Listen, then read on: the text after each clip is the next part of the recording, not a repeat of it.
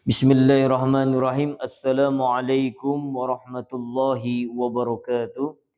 Mari kita lanjutkan lagi belajar kita terkait sirah nabawiyah, yaitu tentang gambaran masyarakat Arab jahiliyah.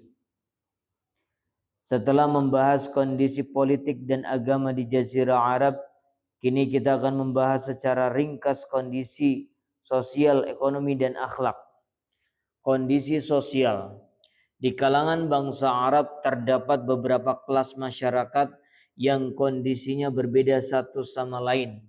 Hubungan seseorang dengan keluarga di kalangan bangsawan sangat diunggulkan dan diprioritaskan, dihormati dan dijaga, sekalipun harus dengan pedang yang terhunus dan darah yang tertumpah.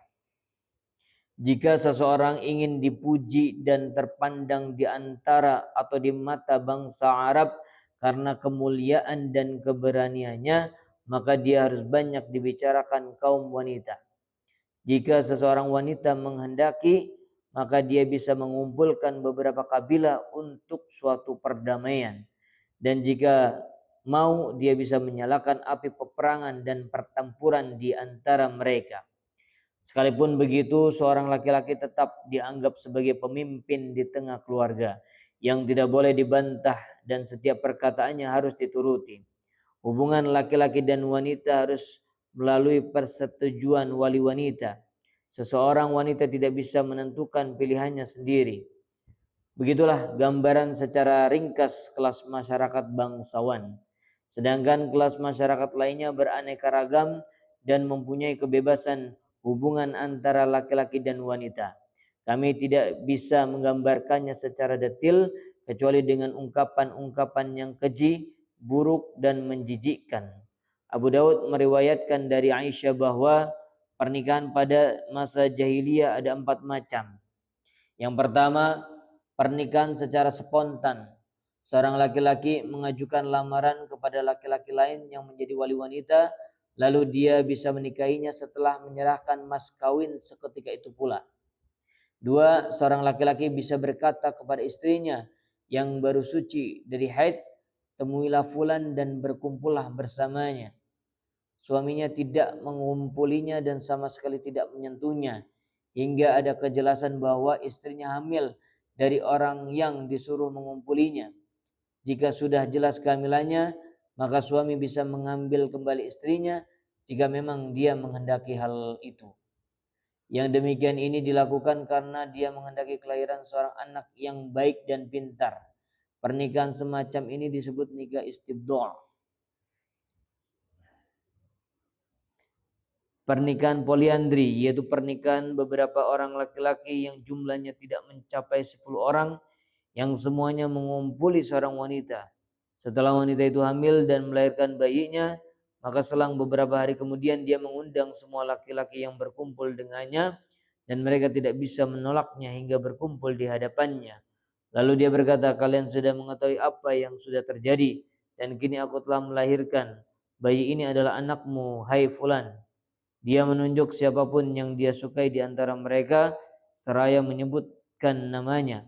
Lalu laki-laki itu bisa mengambil bayi tersebut. Sekian banyak laki-laki bisa mendatangi wanita yang dia kehendakinya, yang juga disebut wanita pelacur. Biasanya mereka memasang bendera khusus di depan pintunya sebagai tanda bagi laki-laki yang ingin mengumpulinya. Jika wanita pelacur ini hamil dan melahirkan anak, dia bisa mengundang semua laki-laki yang pernah mengumpulinya. Setelah semua berkumpul, diselenggarakan undian. Siapa yang namanya keluar dalam undian, maka dia yang berhak mengambil anak itu dan mengaku sebagai anaknya. Dia tidak bisa menolak hal itu. Setelah Allah mengutus Muhammad sallallahu alaihi wasallam, semua bentuk pernikahan ini dihapus dan diganti dengan pernikahan ala Islam. Laki-laki dan wanita bisa saling berhimpun dalam berbagai medan peperangan yang disulut tajamnya mata pedang dan anak panah. Pihak yang menang dalam peperangan antara kabilah bisa menawan para wanita pihak yang kalah, lalu menghalalkannya menurut kemauannya. Namun anak-anak mereka akan mendapatkan kehinaan selama hayatnya. Di antara kebiasaan yang sudah dikenal akrab pada masa jahiliyah ialah poligami. tanpa ada batasan maksimal, berapapun banyaknya istri yang dikehendaki. Bahkan mereka bisa menikahi dua wanita yang bersaudara. Mereka juga bisa menikahi janda bapaknya, entah karena dicerai atau karena ditinggal mati. Hak perceraian ada di tangan kaum laki-laki tanpa ada batasannya. Hal ini disebutkan di dalam Al-Quran dalam surat An-Nisa 22 sampai 23. Perzinahan mewarnai setiap lapisan masyarakat. Tidak hanya terjadi di lapisan tertentu atau golongan tertentu, kecuali hanya sebagian kecil dari kaum laki-laki dan wanita yang memang masih memiliki keagungan jiwa. Mereka tidak mau terjerumus dalam kehinaan itu.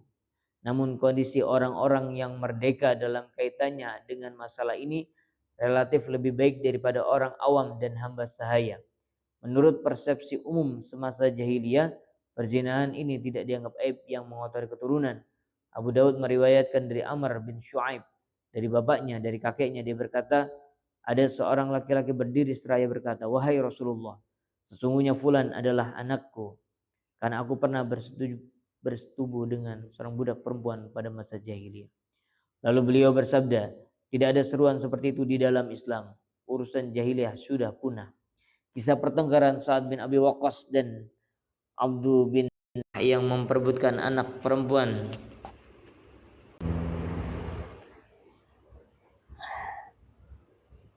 anak hamba perempuan Zum'ah, yaitu Abdurrahman bin Zum'ah, sudah sangat terkenal. Ada beberapa corak hubungan antara seorang laki-laki dan anaknya. Di antaranya seperti dikatakan dalam sebuah syair, keberadaan anak-anak di tengah kami laksana buhati yang berjalan di bumi. Ada pula di antara mereka yang mengubur hidup-hidup anak putrinya karena takut aib dan karena kemunafikan, atau membunuh anak laki-laki karena takut miskin dan lapar. Masalah ini telah disebutkan di dalam Al-Quran. Dan janganlah kalian membunuh anak-anak kalian karena takut kemiskinan. Kami akan memberi rezeki kepada kalian dan kepada mereka. Al-An'am ayat 15.